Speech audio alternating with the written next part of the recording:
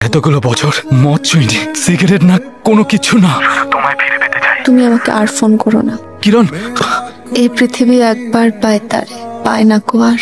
কিরণ। সাবিত্রীটা কোন? সাবিত্রী নেই, চলে গেছে। চলে গেছে মানে?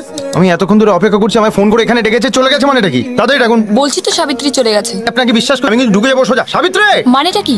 আপনি চলে যান। মানেটা কি? সিকিউরিটি। এই এক মিনিট, আমি চলে যাচ্ছি। গেল ভাই।